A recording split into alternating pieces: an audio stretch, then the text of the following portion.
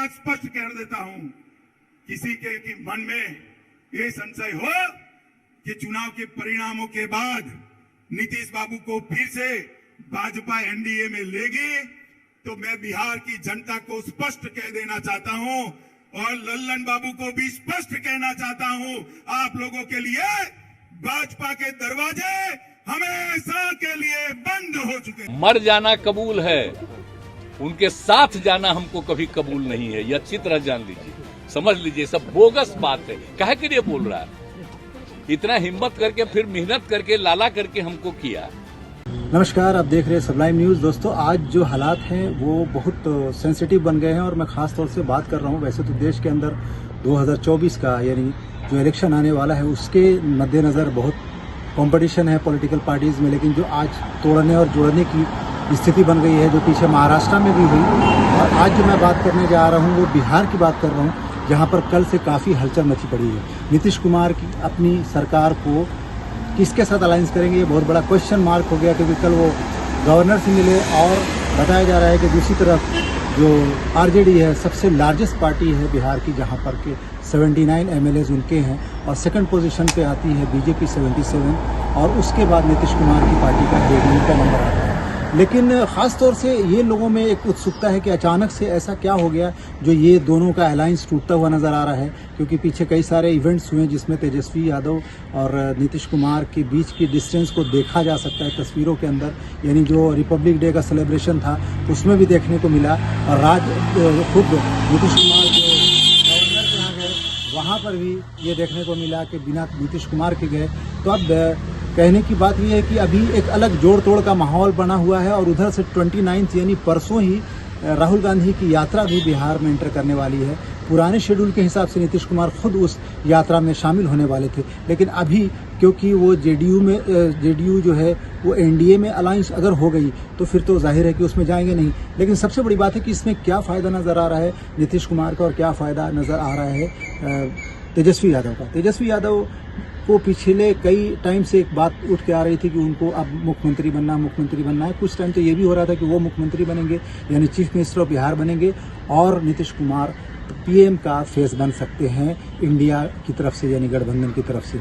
लेकिन वो बात भी होती हुई नज़र नहीं आई। दूसरी तरफ अगर आप देखें तो बहुत बड़ा सपोर्ट जो तेजस्वी यादव के साथ है, उनके फादर का एक बड़ा एक्सपीरियंस कह सकते हैं कि बिहार की पॉलिटिक्स में, श्री लालू प्रसाद यादव का, जिसके वो गाइडेंस में, जिनकी एक्सपीरियंस को वो एक्सप्लोर कर सकते हैं। और उनके साथ जो गठबंधन है, यानी कि जो छोटी छोटी पार्टियां हैं, खासतौर से जीतन राम मांझी जो ex chief minister of Bihar हैं, उनके पास 4 सीट है, यानी 4 एमएलएज हैं। तो बताया जा रहा है, ये भी खबर आ रही है कि उनके बेटे संतोष सुमन को डिप्टी सीएम, अगर तेजस्वी सीएम बनते हैं तो उनको डिप्टी सीएम बनाएंगे, क्योंकि वो 4 सीट वो लेके आ रहे हैं। एमआईएम की 1 सीट है, और 2 और पार्टियां हैं, यानी एक इंडिपेंडेंट की 1 सीट है। तो इस तरीके से पूरी तरह से 122 का जो आंकड़ा है, जो पिछली सरकार में 243 में 122 का जो आंकड़ा आया था, वो आंकड़ा पूरा नज़र आ रहा है आरजेडी के पास। लेकिन दूसरी तरफ चैलेंज ये है कि अगर नीतीश कुमार और बीजेपी का अलायंस हो जाता है तो डेफिनेट है कि जो वहाँ के गवर्नर हैं वो नीतीश कुमार की तरफ जाने वाले हैं, ऐसा सूत्रों का भी कहना है, और जो विशेषज्ञ हैं वहाँ की पॉलिटिक्स की उनका भी कहना। तो ये बहुत असमंजस है, लेकिन अगले 2 दिनों में ये सारी पिक्चर क्लियर हो जाएगी। हम लोगों को इंतज़ार करना है, और मैं कोशिश करूँगा आगे भी अपडेट करने की और आपको। लेकिन मैं पिछले कुछ झलक दिखाने की कोशिश करूँगा, जहाँ पर बिहार के दौरे में अमित शाह ने बोले थे कि कुछ भी हो जाए, नीतीश कुमार का और उनके लोगों का बीजेपी में आने का सवाल ही नहीं होता है, दरवाजा पूरी तरह से बंद हो गया। मैं एक बात स्पष्ट कर देता हूँ, किसी के मन में ये संशय हो कि चुनाव के परिणामों के बाद नीतीश बाबू को फिर से भाजपा एनडीए में लेगी, तो मैं बिहार की जनता को स्पष्ट कह देना चाहता हूं और लल्लन बाबू को भी स्पष्ट कहना चाहता हूं, आप लोगों के लिए भाजपा के दरवाजे हमेशा के लिए बंद हो चुके हैं। माताओं, भाइयों, बहनों, आपके नारे बता रहे हैं, जनता भी चाहती है कि अब नीतीश बाबू को वापिस न लिया जाए। यही चाहते हैं ना आप? यही चाहते हैं ना? ऐसा ही होगा, आप चिंता मत करिए।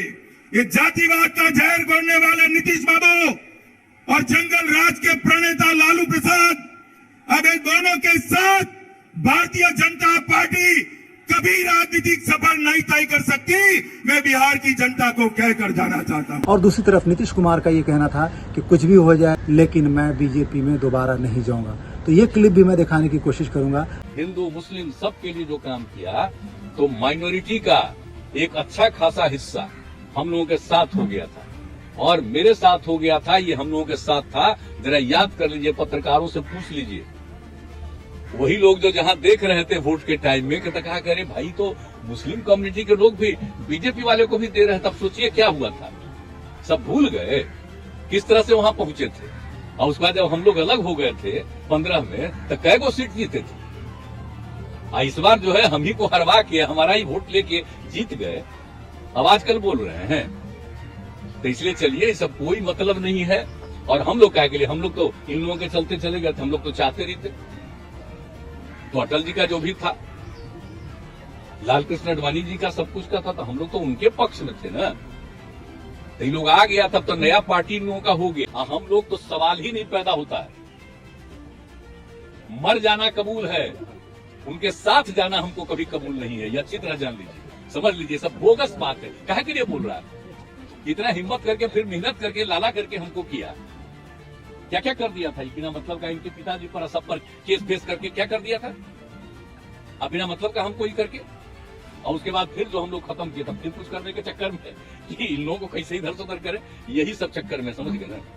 इन लोगों को नुकसान है बिना मतलब का। हम कोई चीज के ये नहीं है। आजकल ऐसा चला देता है ना कि हम क्लेमेंट है कोई चीज, हम पूछोगे क्लेमेंट नहीं, हम क्या के लिए रहेंगे? हम तो विपक्षी दलों की एकता चाहते हैं, लेकिन हमको व्यक्तिगत कुछ नहीं चाहिए। मेरा निजी कोई स्वार्थ नहीं, हमको कुछ नहीं बनना है। और हम लोग तो सबके लिए काम करते हैं, कर रहे हैं, से कर रहे हैं। 17 साल से करने का मौका दिया, भी कर रहे हैं। केंद्र में भी तक किया जो कुछ भी था, लेकिन इन लोगों का क्या? आई लोग सब भूल रहे हैं। देखिए, चुनाव होगा तब देख लीजिएगा, रिजल्ट जो आएगा। अपने सब जगह के बारे में तो हम लोग कोशिश करी ना, लेकिन बिहार के बारे में देख लीजिएगा आराम से। कुछ है, हम लोग जो काम कर रहे हैं, लोग जो खाली झूठे प्रचार प्रसार में लगा हुआ है, उसका कोई मतलब है? कुछ नहीं। आज इसको बेचारे को कुछ नहीं बनाया, उसी को कह दिया, वही सब ज्यादा बयान आजकल देते हैं। अभी तक बेचारा कुछ नहीं बना रहा है, तो बहुत अच्छा है। मेरे खिलाफ रोज बोलिए, कुछ फायदा हो जाए तो अच्छा है। तो बने रहिए सबलाइम न्यूज के साथ, और अगर आपने सब्सक्राइब नहीं किया तो सब्सक्राइब कीजिए। जय हिंद, जय भारत।